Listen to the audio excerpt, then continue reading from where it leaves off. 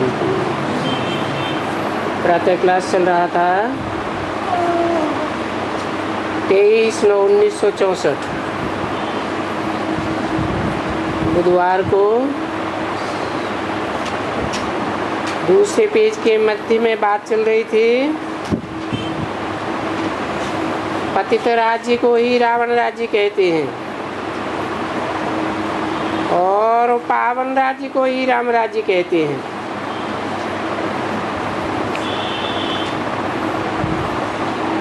अभी हम बरोबर रावण राज्य पतित राज्य में हैं।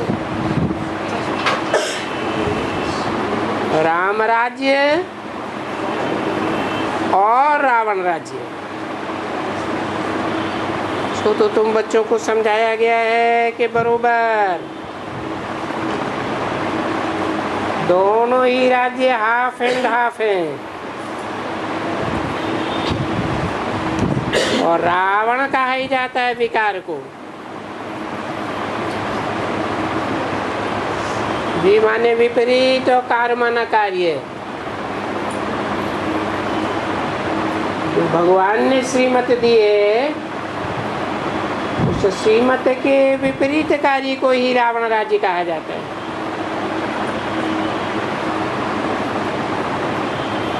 विकार कहा जाता है। रावण कोई और चीज नहीं है जिनको जलाने की बात है। तुम रावण का एफिजी बनाकर फिर थोड़े ही जलाने वाले हो।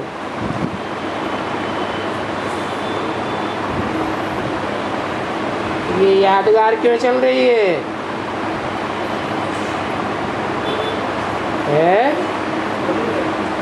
तुम अगर संगम युग में रावण का एफिजी बनाकर जलाने वाले नहीं हो तो भक्ति मार्ग में ये यादगार क्यों चल रही है?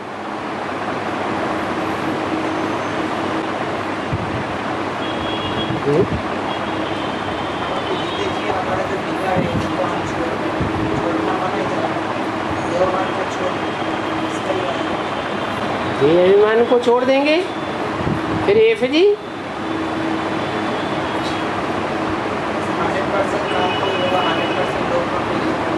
एफिजी तो चित्र को कहा जाता है ना।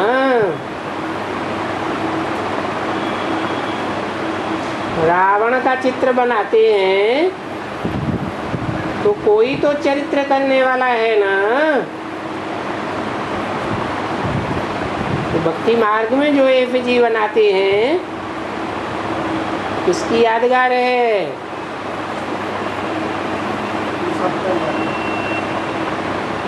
चलो 5 विकारों की यादगार है। 5 सिर रावण के, परंतु वो 5 सिर भी तो चित्र है ना। कोई चरित्र करने वाले होंगे ना। तो जो चरित्र करने वाले हैं जिनके चित्र बनाए गए हैं वो संपूर्ण के बनाए गए होंगे या अपूर्ण के बनाए गए होंगे? संपूर्ण के चित्र बनाए गए हैं तो कोई तो 100% विकारी होंगे ना। तो क्या वर्तमान संगम में तुम उनकी एफिजी जलाते हो? एफिजी नहीं जलाते।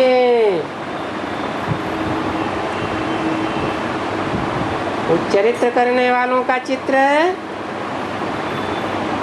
हमारे दिल में समा जाता है और हम राम संप्रदाय के बच्चे जब तक अज्ञानी है 100% ज्ञान नहीं आया है तो उनके दिल को जलाते हैं। ज्ञान बाण मार करके, बाण लगता है जिसको उसके दिल को दुख तो होता है ना, तो वो जलते हैं, शरीर से जलते हैं या दिल में जलन पैदा होती है? तो उसकी यादगार है, बाकी एफजी बनाकर थोड़े ही जलाने वाले हो। नहीं, यहाँ तो जो भी रावण की संप्रदाय है, आसुरी संप्रदाय है, वो सभी जल जाने वाले हैं। सभी माने कौन कौन है?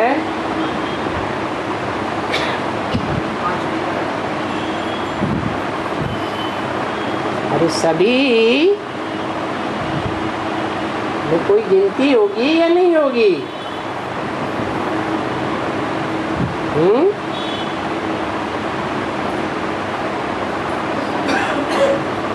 नहीं। अरे कोई है इस्लाम धर्म में कन्वर्ट होने वाले जो कामी इस्लामी हैं, तो भी क्रिश्चियन धर्म में कन्वर्ट होने वाले कोई तो हैं तो नंबर बार। तो जो भी और धर्म वाले हैं, लोभी मुस्लिम,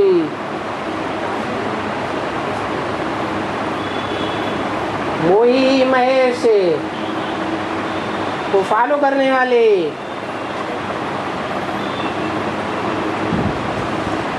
और संप्रदाय जिनके हाथ में हद का और बेहद ब्राह्मणों की दुनिया का राज्य है, वो सब जल जाने वाले हैं। समझा ना? बाकी कोई लड़ाई की बात नहीं रहती है कि कोई राम के बंदरों की और रावण के असुरों की लड़ाई लगी थी।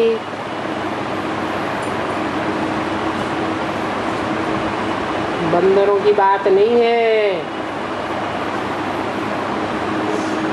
जो राम संप्रदाय कल्प के आदि में भी कलयुग के अंत में बंदर बुद्धि बन गए थे।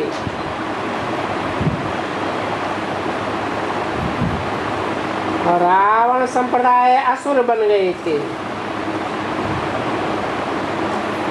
की लड़ाई लगी थी। ऐसे तो नहीं कहेंगे ना कि बंदरों और असुरों की लड़ाई लगी,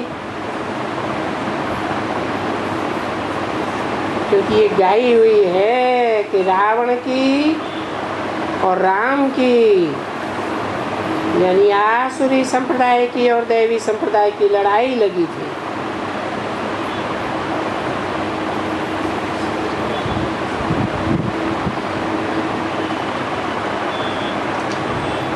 राम को तो दैवी संप्रदाय कहेंगे। अभी ऐसे तो कोई लड़ाई नहीं लगी है।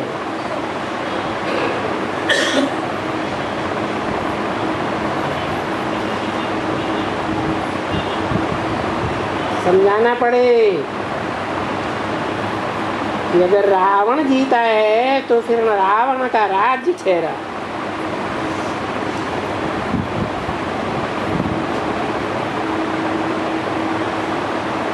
तो रावण जीता है या मर गया?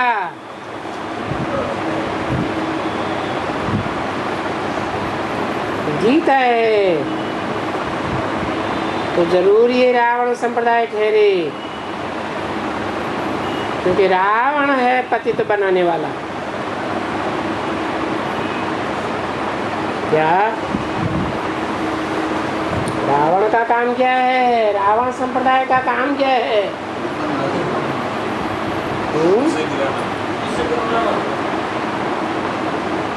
रुलाता तो है, लेकिन रुलाने का काम, मन दुख देने का काम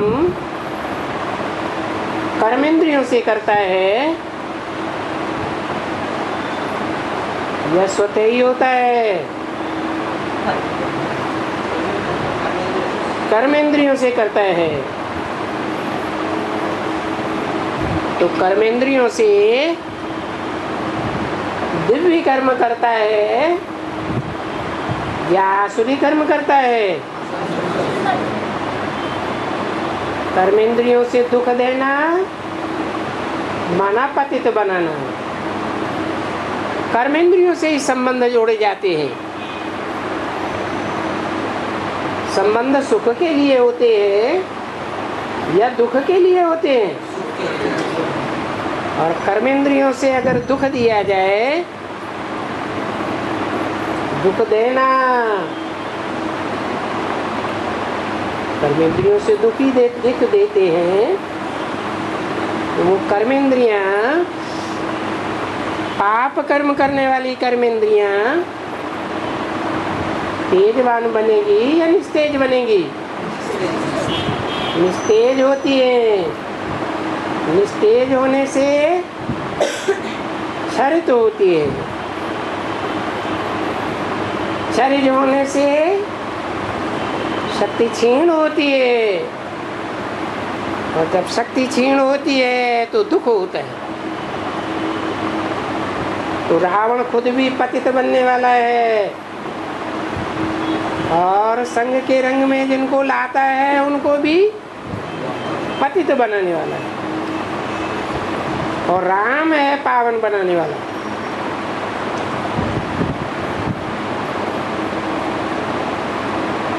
तो जरूर पतित भी कोई तो बनाते हैं ना। कैसे हैं? कर्मेंद्रियों से पतित कैसे बनाया जाता है? कर्मेंद्रियों से पावन कैसे बनाया जाता है?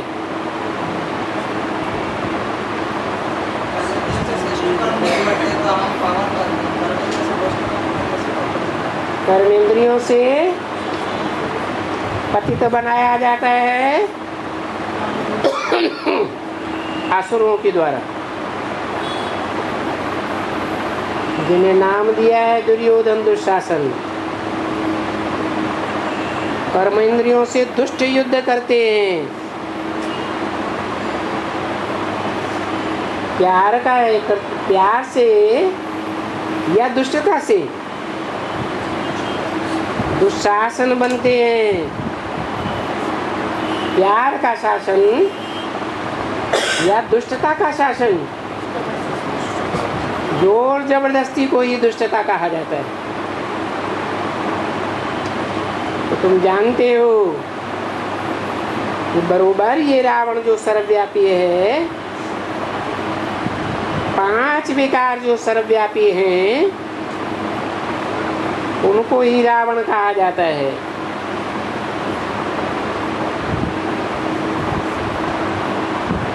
अगर कोई कहे कि हाँ मेरे में तो ईश्वर विराजमान है,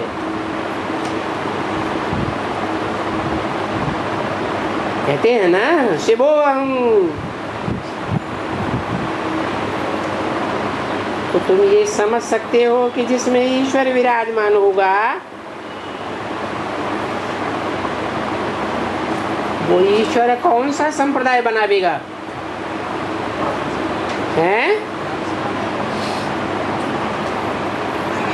कौन सा संप्रदाय? राम संप्रदाय बनावेगा, क्योंकि राम में ही प्रवेश होकर ईश्वर दैवी संप्रदाय बनाते हैं। कैसे?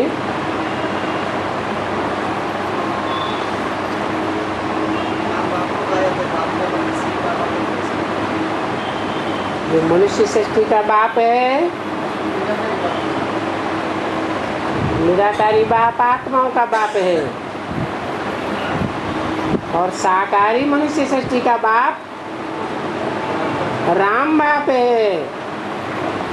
और वो राम बाप कृष्ण बच्चे को जन्म देने वाला है।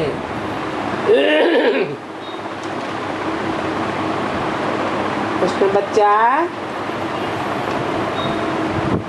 इस सारी सृष्टि का पहला पत्ता है।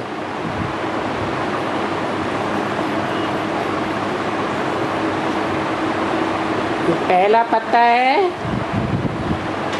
वो नई सृष्टि का पहला देवता है।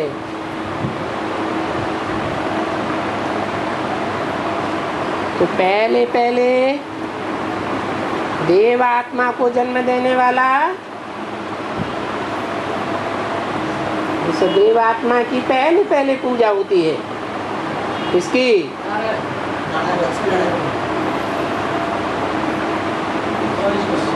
जब पूजा करने जाते हैं, कोई भी अनुष्ठान होता है, तो पहले किसकी पूजा करते हैं? गणेश की पूजा करते हैं। गण माने समूह, देवगण, देवताओं के गण का समूह, और समूह का मुखिया।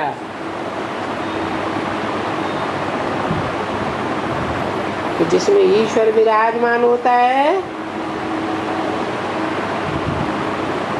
उससे दैवी संप्रदाय तैयार होता है।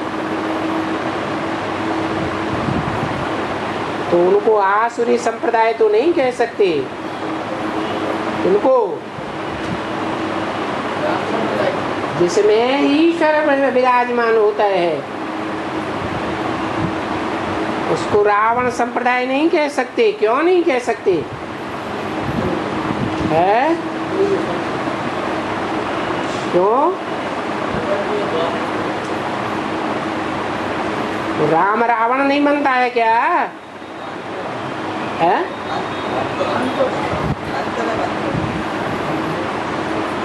बोला है इस सृष्टि पर सदा कायम कोई चीज है नहीं। इस सृष्टि पर सदा कायम एक शिव बाबा है।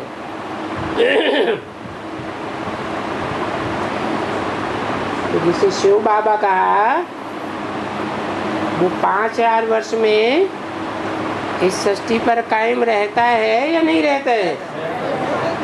कायम रहता है। तो किस आत्मा में कायम रहता है? सीता नहीं। राम एक है या दो है? एक है। एक होने पर भी प्रवृत्ति मार्ग वाला है या निवृत्ति मार्ग वाला है? प्रवृत्ति वाला है। मना आदि में भी विष्णु है। सृष्टि के आदि में स्वर्णिम संगम युग में विष्णु का राज्य होता है या नहीं होता है?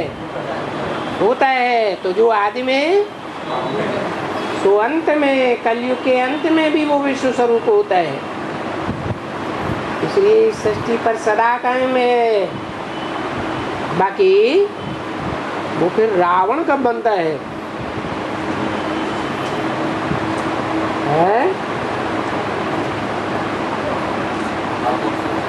भापर से वो रावण बनता है। सृष्टि के आदि में भी विष्णु था। 1976 में राम बाप प्रत्यक्ष हुआ। किसने प्रत्यक्ष किया है? किसने प्रत्यक्ष किया? वो तो विदेशी तो निमित्त बने, लेकिन शिव बाबा की वाणी से प्रत्यक्ष हुआ ना। जो शिव है, शिव सोल है, सुप्रीम सोल। और सुप्रीम सोल आत्माओं का बाप बच्चे को प्रत्यक्ष करता है और बच्चा बाप को प्रत्यक्ष करता है। त्रिमूर्ति शिव कहा जाता है, देव देव महादेव कहा जाता है। तो तीनों देवताओं में बड़ा बच्चा कौन? महादेव। और जो बड़ा बच्चा है वो बाप समान कहा जाता है। इसलिए आज भी भारतीय परंपरा में हिस्ट्री में देखने को मिलता है कि राजाओं ने अपनी राजाई कौन से बच्चे को दी? बड़े बच्चे को दी। ये परंपरा कब से शुरू हुई है? संगम युग से ये परंपरा शुरू हुई। ये कर्म, ऐसी परंपरा डालने का ये कर्म किसने शुरू किया? शिव बाप ने शुरू किया। जो गीता में आया है, जन्म कर्म च मे दिव्यम, मैं जो दिव्य कर्म करता हूँ, श्रेष्ठ से श्रेष्ठ जैसे कर्म करेगा, देवेतर आत्माएं उसी को फॉलो करती है। तो भगवान ने आकर के इस सृष्टि में जो बड़ा बच्चा है मनुष्य सृष्टि में, उसको आकर के विश्व का मालिक बनाता है। तो ये परंपरा चली आई है भारत में। पहले दैवी संप्रदाय, फिर रावण संप्रदाय। इन बातों को कैसे समझावें? तुम बच्चों ने आगे दशहरे में चित्र तो निकाले थे, ये निकाले थे कि भाई ये है रावण संप्रदाय। कौन? ये माने किस तरफ इशारा किया चित्र में है? अरे रावण का चित्र 10 सिर वाला बनाया, उसकी तरफ इशारा किया, ये सिर है रावण संप्रदाय और ये है राम संप्रदाय। तो रावण संप्रदाय की संख्या ज्यादा या राम संप्रदाय की संख्या ज्यादा? रावण संप्रदाय की संख्या ज्यादा है। और रावण को अनेक सिर दिखाए हैं और राम को एक सिर दिखाया है। इसका क्या मतलब हुआ?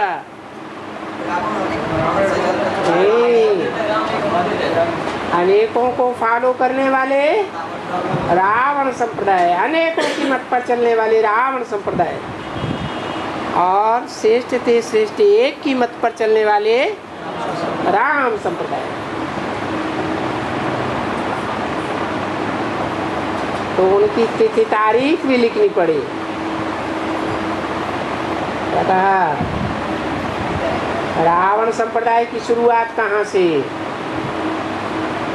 और राम संप्रदाय की शुरुआत कहाँ से है? सृष्टि के आदि में जब नई सृष्टि की शुरुआत हुई, दैवी सृष्टि की शुरुआत हुई, तो राम संप्रदाय का संवत है 111। फिर 2500 वर्ष के बाद रावण संप्रदाय का संवत शुरू होता है। आधा आधा है। 2500 वर्ष है राम संप्रदाय और 2500 वर्ष है रावण संप्रदाय। 2364 की वाणी का तीसरा पेज। ये रावण संप्रदाय अभी तक भी है। क्या कहा? दुनिया में अभी सब के सब क्या हैं? रावण संप्रदाय है। उन सब में राम भी है या नहीं है? रावण संप्रदाय है। क्यों? 500-700 करोड़ जो भी मनुष्य मात्र हैं, वो सब रावण संप्रदाय अभी तक हैं। तो उनके बीच में राम है या नहीं है? तो वो कौन सा संप्रदाय है? क्यों?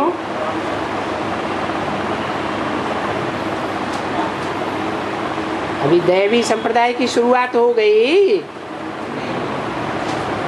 मुरली में तो बोला है तुम बच्चों को तमो प्रधान रावण संप्रदाय से सतो प्रधान राम संप्रदाय बनने में 40 वर्ष लगते हैं।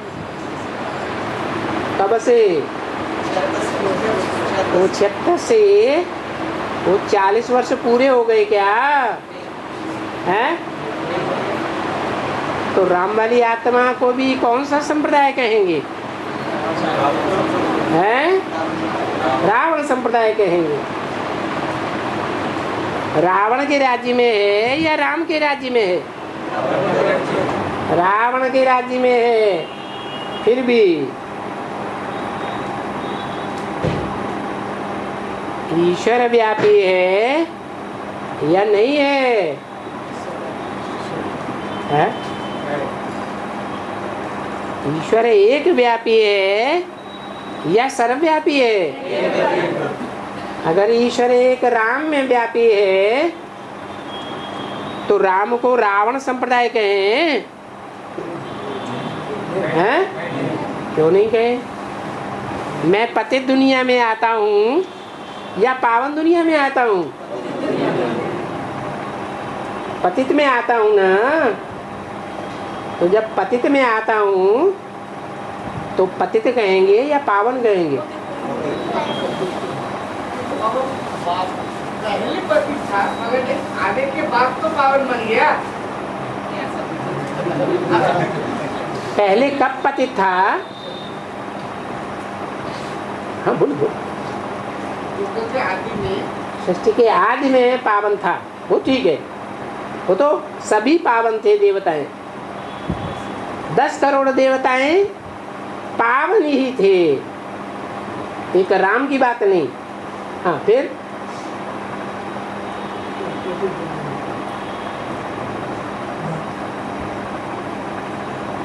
अरे क्या हुआ? बोलते बोलते रुक गए। पूरा बोल दो। बाबा बोलने में तो बताया 76 से 40 से 50 साल लगता है उनको तमोप्रधान से सतोप्रधान बनने में। तो अभी तमोप्रधान ही हुआ ना? हाँ वो बना हुआ तमोप्रधान ही है। तमोप्रधान ही है। तो रावण संप्रदाय में है, पतित दुनिया में है, पतित के राज्य में है या राम के राज्य में है? पतितों के राज्य में है। तो बाबा भी कहते हैं मैं भी इस ड्रामा के बंधन में बांधा हुआ हूँ। बंधन में जो बंधा हुआ है और बंधन मुक्त है तो कौन श्रेष्ठ है? जो बंधन मुक्त है वो ही श्रेष्ठ है। तो जो विश्व का मालिक बने तो बंधन मुक्त हुआ या बंधन युक्त हुआ? मुक्त हुआ। अभी तो विश्व का मालिक नहीं है। तो ये रावण संप्रदाय अभी तक भी है, क्योंकि हर एक मनुष्य में जो 5 विकार हैं वो ही रावण है। चलो राम वाली आत्मा में भी रावण के 10 सिरों के ऊपर जो देह अभिमान रूपी गधे का चित्र है, तो राम वाली आत्मा में प्रवेश होता है या नहीं होता है? होता है ना? है? तो 5 विकारों का बाप तो उसमें प्रवेश है। तो रावण है या नहीं है? और ऐसी जो भी संप्रदाय है उनका ही विनाश होता है। क्या कहा? जिनमें देह अभिमान है, काम विकार है, क्रोध विकार है, लोभ है, मोह है, अहंकार है, उनका विनाश होता है। उनको ही पतित कहा जाता है।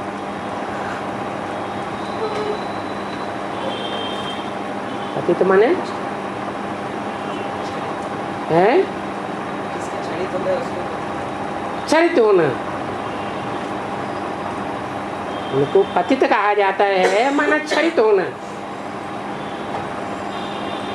शक्ति क्षरित होती है, और शक्ति क्षरित होती है तो पावन तो नहीं कह सकते।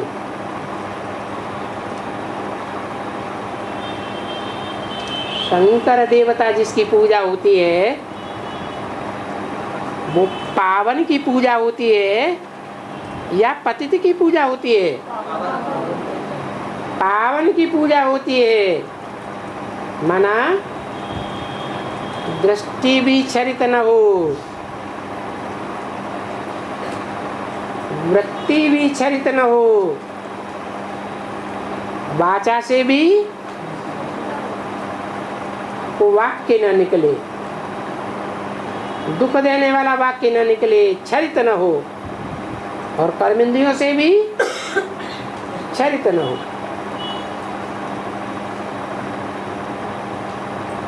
तो राम वाली आत्मा भी अभी क्षरित है या अक्षर है? क्षरित ही कहेंगे। जब क्षरित होना बंद हो जाए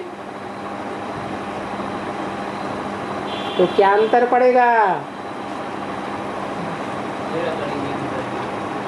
अंतर ये पड़ेगा कि अभी जो देह अभिमान रूपी बैल है, गधा है, वो उसमें प्रवेश करता है, ईश्वर भी प्रवेश करता है। फिर क्या होगा? फिर बैल पर शंकर सवार करेगा या बैल ही शंकर पर सवार बना रहेगा? बैल पर शंकर सवार हो जाएगा। तो तुम जानते हो कि बरोबर आते भी हैं कि पतित को विनाश करो। कौन आते हैं? शिव बाप आते हैं। और पावन की स्थापना करो। क्या? एक ही शरीर, उस शरीर में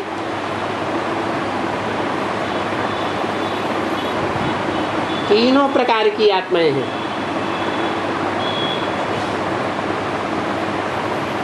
एक आत्माएं होती हैं क्षर।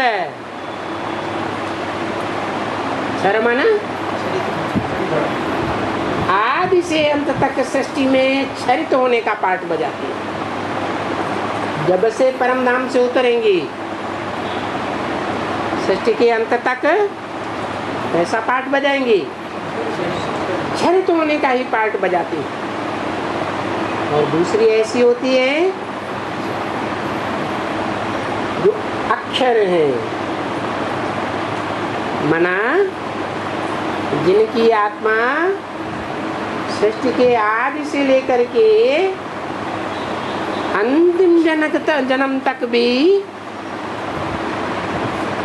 अक्षर अर्थात नीचे गिरने का पाठ नहीं बजाती है, क्षरित होने का पाठ नहीं बजाती है। आदि से अंत तक सूर्यवंश में पक्के रहते हैं और धर्म में कन्वर्ट होकर के नीचे नहीं गिरते हैं। परंतु माया किसी को छोड़ती है क्या? जब संगम शुरू होता है तो राम और रावण की लड़ाई शुरू होती है। माया और ईश्वर की लड़ाई शुरू होती है। तो माया और ही तीखा रूप पकड़ती है या साधारण कलयुग के अंत तक अंतिम जन्म में जैसा रूप धारण करती थी वैसा ही रूप धारण करती है और ही विकराल रूप धारण करती है।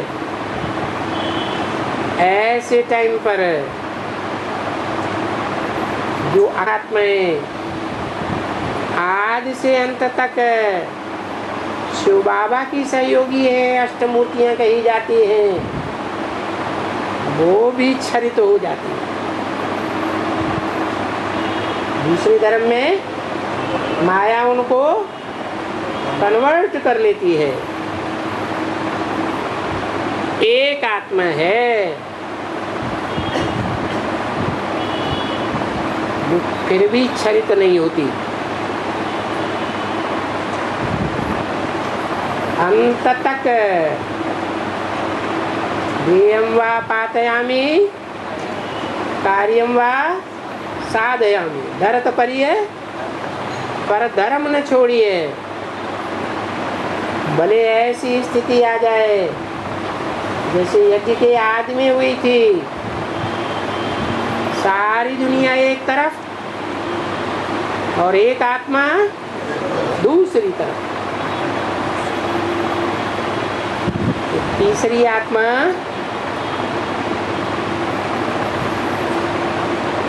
अक्षर आत्माओं में उत्तम कही गई है। इन तीनों प्रकार की आत्माओं का गायन गीता शास्त्र में है। क्षर, अक्षर और अक्षर में भी उत्तम पार्ट बजाने वाली। वो बताया कि तुम बाप को बुलाते ही हो कि आ करके पतित का विनाश करो। तो राम वाली आत्मा में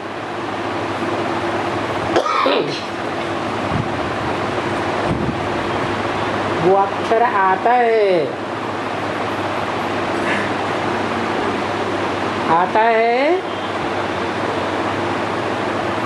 और जिसमें आता है उसमें दो और आत्माएं काम करती हैं। कौन कौन? एक रामबली आत्मा अक्षर और दूसरी चरित होने वाली आत्मा। तो सच्चिरूपी रंगमंच पर आते ही चरित होने लगती। जन्म लिया, राधा कृष्ण साथ साथ जन्म लेते हैं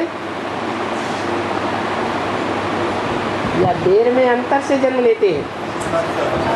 साथ साथ जन्म लेते हैं। जैसे गाय का बछड़ा जन्म लेता है तुरंत उछलने कूदने लगता है, ऐसे ही सतयुग में जो संतानें पैदा होती हैं वो तुरंत बड़ी हो जाती है और वो एक दूसरे को दृष्टि से देखती है या नहीं देखती है? दृष्टि का सुख लेती है या नहीं लेती है? लेती है। तो सुख भोगने से आत्मा नीचे गिरेगी या नहीं गिरेगी? कुछ न कुछ उसी समय से कलाएं कम होती रहती है। बाकी उनको जो जन्म देने वाले हैं वो दृष्टि से भी सुख नहीं लेते हैं। जैसा लक्ष्मी नारायण के चित्र में दिखाया गया है, लक्ष्मी नारायण एक दूसरे को देख रहे हैं, दृष्टि का सुख ले रहे हैं या वो भी नहीं ले रहे हैं? सिर्फ वाइब्रेशन। तो वाइब्रेशन से क्षरित होने की बात नहीं। इंद्रियां इस सृष्टि में बनती हैं, 5 तत्वों से बनती हैं। ये 5 तत्व क्षरित होने वाले हैं या अक्षर हैं? क्षरित होने वाले हैं। उनमें चाहे ज्ञान इंद्रियां हो चाहे कर्म इंद्रियां हो। ज्ञान इंद्रियों से क्षरण कम होगा और कर्म इंद्रियों से क्षरण जास्ती तीव्र गति से होता है, लेकिन क्षरित तो दोनों होते ही हैं। तो बताया एक ही शख्सियत में, एक ही पर्सनालिटी में 3 आत्माएं काम करती हैं। एक पतितों को पावन बनाने वाला शिव और बाकी 2 जिनमें एक राम वाली आत्मा और दूसरी है कृष्ण वाली आत्मा। तो कौन स्थापना करने के निमित्त बनती है और किसका विनाश होता है संगम युग में? है राम वाली आत्मा स्वर्णिम संगम युग में स्थापना के निमित्त बन जाती है साकार शरीर से, और कृष्ण वाली आत्मा सूक्ष्म शरीर को भी छोड़ना पड़ता है। सूक्ष्म शरीर में भी कर्मेंद्रियां होती हैं या नहीं होती हैं? होती हैं। तो पतित को विनाश और पावन को स्थापना करने का काम आत्माओं के बाप का है। तो देखो, तुम अभी पावन बन रहे हो। कौन कौन पावन बन रहे हो? तुम। इससे कहा जाता है, सामने वाले से कहा जाता है तुम पावन बन रहे हो, और जानते हो कि बरोबर हम पुरुषार्थ कर रहे हैं।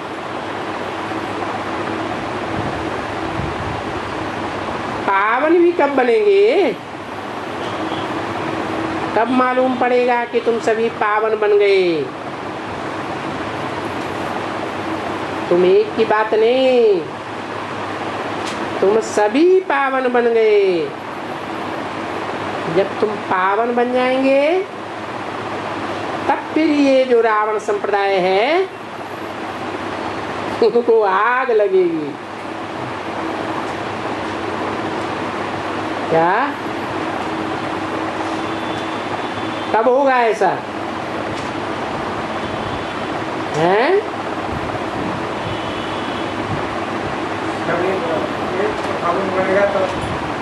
एक अकेला चना बाढ़ फोड़ लेगा, सारे रावण संप्रदाय को आग लगना शुरू हो जाएगी।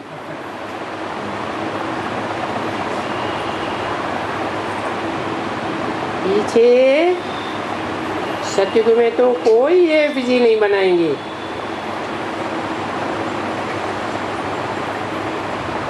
वहां तो रावण संप्रदाय होती ही नहीं है, तो फिर वहां उनकी एक विधि नहीं बनानी पड़ेगी। पीछे तो सभी पावन हो जाएंगे। तो कौन पावन होंगे?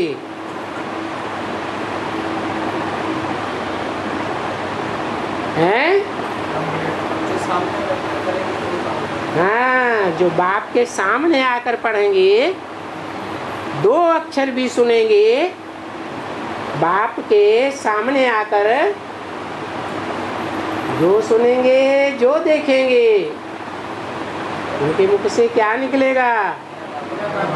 मेरा बाप आ गया। तो सन्मुख वाले पावन बनेंगे, जरूर कहेंगे कि आत्मा पावन होती है। क्या कहा? तो क्या बन जाएंगे? उनमें देहभान रहेगा या नहीं रहेगा? उनका देहभान खलास हो जाएगा बाप की याद से, और पावन आत्मा बन जाएंगे। तो पावन आत्मा बननी है क्योंकि पतित है। इसलिए कहा जाता है कि बरोबर ये जो आत्मा है उसमें जो ताकत सतो प्रधान की थी, यानी जागती ज्योति थी, पतित बनने से फिर वो ज्योति उजानी हो गई है। अर्थात आत्मा ऐसी चीज नहीं है, ज्योति वगैरह ये समझने की बात है। कोई आंखों से देखने वाली ज्योति नहीं है, हैं? आंखों से देखने वाली चीज है ज्योति कि सितारा उड़ गया शरीर को छोड़ करके? नहीं, समझने में आता है कि जब तक जिंदा है तो आंखों में ज्योति है, शरीर छोड़ देती है आत्मा तो आंखों में ज्योति रहती है, आंखें बटन जैसी हो जाती है, बाकी ज्योति दिखाई देने वाली चीज नहीं है। तो ये समझने की बात है कि मैं आत्मा अभी पतित बन गया हूँ, मेरे में अभी उड़ने की ताकत नहीं है। क्या कहा? पतित आत्मा और पावन आत्मा की पहचान क्या बताई? पावन आत्मा 1 सेकंड में साकारी से निराकारी स्टेज में चली जाएगी, और पतित आत्मा है उसमें ज्ञान योग के पंख इतने पावरफुल नहीं है जो 1 सेकंड में ऊंची उड़ सके, क्योंकि 5 विकारों से ये आत्मा आयरन एज्ड हो गई। ज्योति आदि की बहुत बातें समझाने से मनुष्य मुझ पड़ते हैं। क्या ये आत्मा ज्योति स्वरूप है, ज्योति ज्योति में समा गई, ऐसे समझाते हैं ना आत्मा के लिए। तो ऐसे समझाने से लोग मुझ गए हैं। ये उनको ये जरूर समझाना है कि आत्मा को जागृत करने वाला कौन है?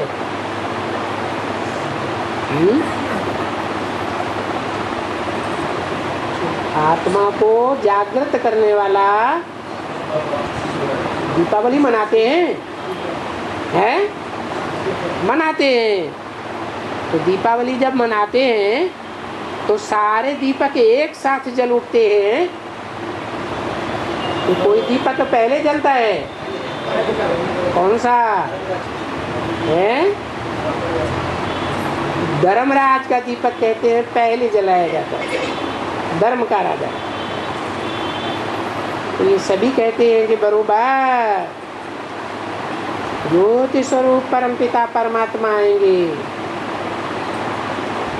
ज्योति स्वरूप तो तुम भी हो, और परमपिता परमात्मा भी ज्योति स्वरूप है, क्योंकि बच्चे ही तुम उनके हो। किनके? किनके नहीं, किनके? ब्रह्मा के बच्चे नहीं हो, है? हाँ, ब्रह्मा तो चंद्रमा है, तुम कोई चंद्रवंशी संप्रदाय नहीं हो, तुम तो सूर्यवंशी हो। तो तुम्हारी ज्योति जो ताकत है वो अभी जैसे कि उद्यानी हुई है,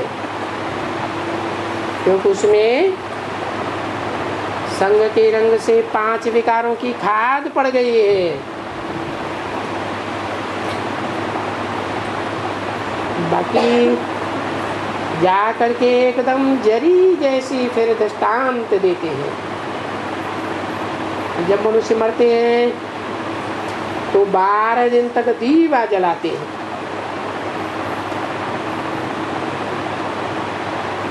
उनकी बड़ी संभाल करते हैं कि दीवा बुझ न जाए, लगातार घृत डालते हैं। जानते हो कि बरोबर घी डालने से बहुत अच्छा जलता है। तो कौन सा घृत है? याद का घृत है। पीछे मंदा होकर बाकी उजान की तरफ होते हैं, जो फिर जा करके घी डालते हैं। ऐसे होते हैं ना। ये आत्मा की भी ऐसे ही है। बाप अभी आकर के ये ज्ञान से ज्योति जगाते हैं। कहते हैं ना, बाबा ने तुम्हारी ज्ञान से ज्योति जगाई। तो ये जगी हुई ज्योति कितना समय चलती है? वो तो सुबह को जागते हैं, जगाते हैं, फिर भी 1-2 दफा घी डालते हैं।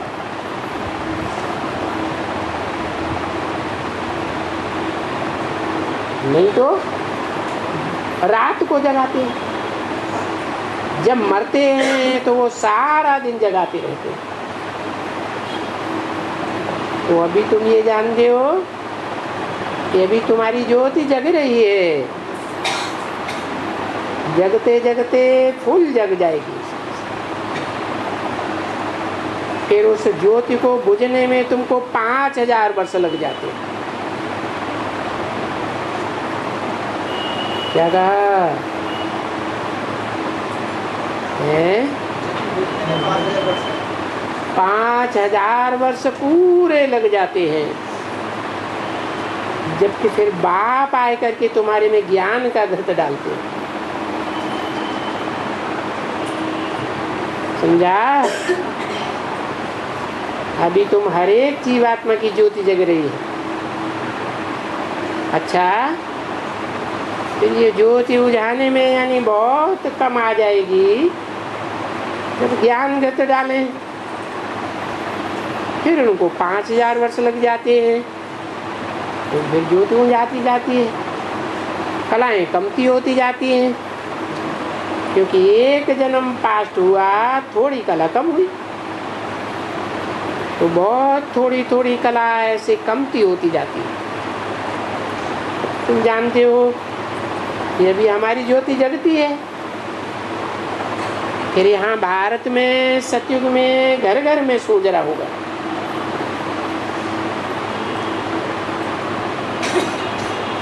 कौन से देश में घर घर में सोजरा होगा? भारत के घर घर में सोजरा होगा। भारत की बात है ना, इसकी बात है? घर घर में सोजरा होना ये किसकी खास बात है? भारत माना भा माने ज्ञान की रोशनी, और रत माना लगातार रत रहने वाला, लगा रहने वाला। ऐसा जो भारत है का जो भी घर है, उस भारत में जो भी वास करते हैं दिल और दिमाग से, उन सब घरों में सोजरा हो जाएगा। तो दीपावली भी भारत में मनाई जाती है, कोई विदेश में दीपावली नहीं मनाई जाती है। क्यों? क्योंकि जो इब्राहिम, बुद्ध, क्राइस्ट आदि विदेशी हैं, उनमें जिनका दिल और दिमाग धरा रहता है, उन चैतन्य घरों में दीपावली नहीं मनाई जाती है। विदेशों में, भारत में मनाई जाती है। तुम जानते हो कि अभी तो घर घर में अंधियारा है। माना स्थूल घरों की बात है या दिल और दिमाग रूपी घरों की बात है? खुशियाँ तो कोई है ही नहीं, बिल्कुल। खुशी तो सतयुग में होती है, हर एक के दिल और दिमाग में खुशी होती है। कलह युग में तो खुशी होती ही नहीं है। तो तुम जानते हो कि हम खुशी से सतयुग में लेकर के त्रेता तक बहुत खुशी मनाते हैं, क्योंकि ज्योति बहुत अच्छी जगी हुई है। सतयुग, त्रेता युग, दो युगों में बहुत थोड़ी थोड़ी कमती होती जाती है। फिर जब रावण राज्य आता है तब तो जल्दी जल्दी कम होते होते इस समय में जैसे उद्यानी हो पड़ती है, यानी 5 विकारों की खाद पड़ जाती है। कहाँ से? द्वापर युग से। वो तो समय है। जो खाद डालने वाले कोई तो हैं, कि कोई तो हैं जिनका संग का रंग लगता है। किनके संग का रंग लगता है? जो खाद पड़ने से ज्योति उजियानी होने लगती है, हैं? कौन? इब्राहिम, बुद्ध, क्राइस्ट आदि। अब ये तुम्हारी बुद्धि में अच्छी तरह से बैठ गया। अच्छा, तो फिर बाप आकर के तुम्हारी आत्मा में ज्ञान का घृत डालते हैं। इस ज्ञान के घृत को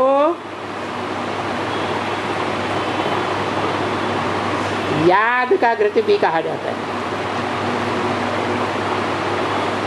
परंतु अपन तो नॉलेज ही कहेंगे कि बाप आकर के हमको फिर से जाति ज्योति जगाते हैं, बनाते हैं। तो फिर अब हमारी ज्ञान की चक्षु खुल जाती है। तो देखो कितनी तुम्हारी ज्ञान की चक्षु खुल गई है कि बरोबर हम जो हमारी सारी कला काया खलास हो गई, अर्थात राहु का ग्रहण लग गया तो हम बिल्कुल काले बन गए। राहु का ग्रहण यहाँ तो घड़ियां दिखलाते हैं कि फलानी घड़ी से राहु का ग्रहण शुरू हुआ और फलानी घड़ी में रावण का राहु का ग्रहण खत्म होता है, बंद होगा। तो तुम्हारा जो ये राहु का माया का काला होने का ग्रहण है, इसी को कहा जाता है राहु का ग्रहण। क्या कहा? राहु आता है तो क्या करता है? हैं? चंद्रमा को ही काला करता है या सूर्य को भी काला कर देता है? हैं? ऐसे नहीं कि चंद्रमा का ही मुंह काला होता है, सूर्य का भी मुंह काला दिखाई देता है। काला दिखाई देता है कि हो जाता है? काला हो जाता है।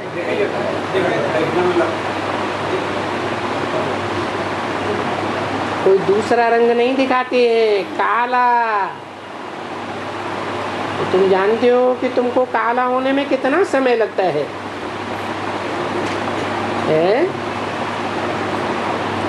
कितना समय? तुमको काला होने में 2500 वर्ष लगता है। 2500 साल पहले गोरे थे या काले थे? गोरे थे।